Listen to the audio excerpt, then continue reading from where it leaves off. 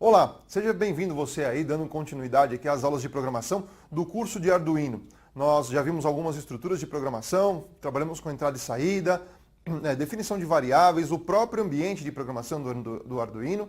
E agora nós vamos ver uma estrutura de programação bastante utilizada por você quando você for criar algum conceito, alguma ferramenta que o Arduino precise executar, seja com os seus componentes de entrada e saída, seja com os seus componentes que vão permitir captação de informação externa e utilização interna no Arduino. Enfim, qualquer momento você precisa utilizar essa estrutura de programação que a gente chama de desvio condicional. O desvio condicional, então, ele vai permitir que você construa uma sequência de instruções onde cada sequência vai ser executada dependendo de uma ação específica dentro do seu sketch de Arduino, ok?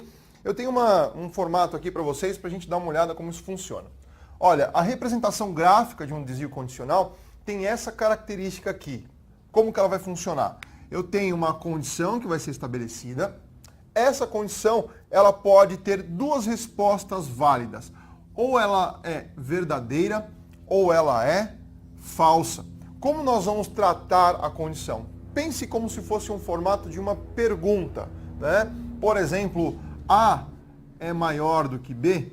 Ou C é igual a D?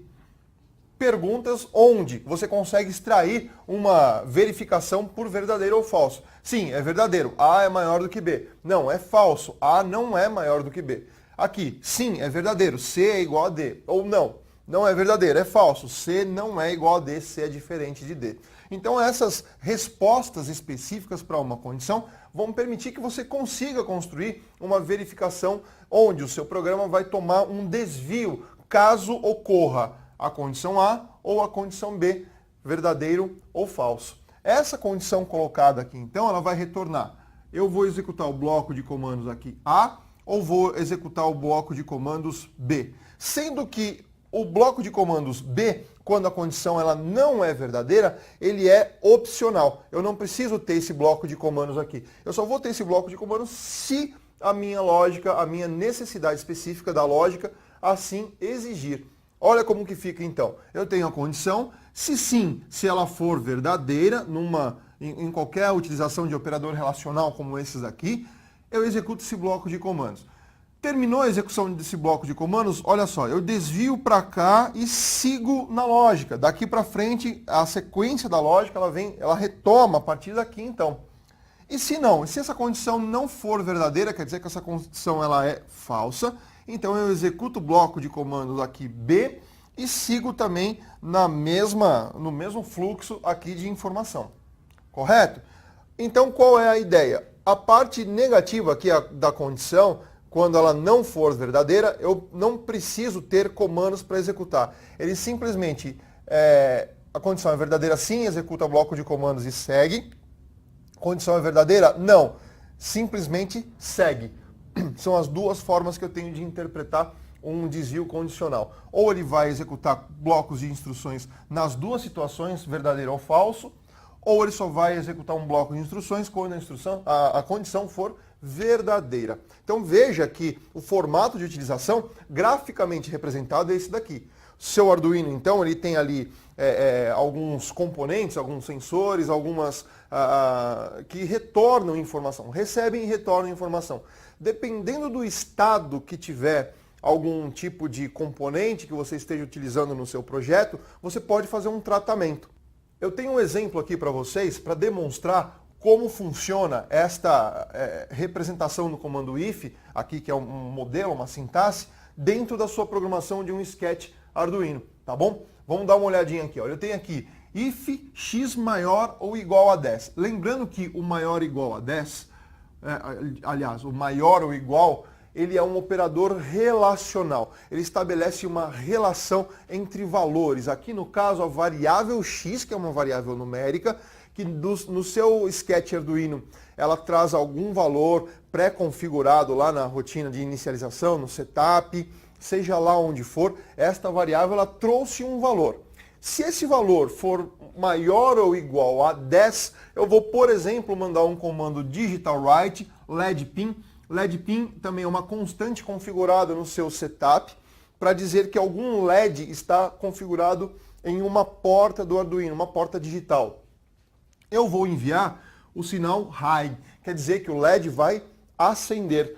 Se não, se esse X não for maior ou igual a 10, por algum motivo o seu programa ele executou uma rotina onde X não é maior ou igual a 10, ele cai aqui no else. Ele vem, não executa esse bloco de comandos e executa o bloco de comandos que estiver aqui no else. Nesse caso, é um outro comando digital write LED pin, low. Então eu estou dizendo o seguinte: se o meu X não for maior ou igual a 10, provavelmente esse LED que esteja aqui dentro do meu projeto, ele já esteja aceso. Eu estou mandando um sinal aqui para ele, para a porta dele, fazendo com que ele se apague. E o contrário também, olha só, se o X for maior ou igual a 10, quer dizer que esse LED ele está apagado, e eu vou mandar um digital write LED pin high, fazendo com que esse LED se acenda.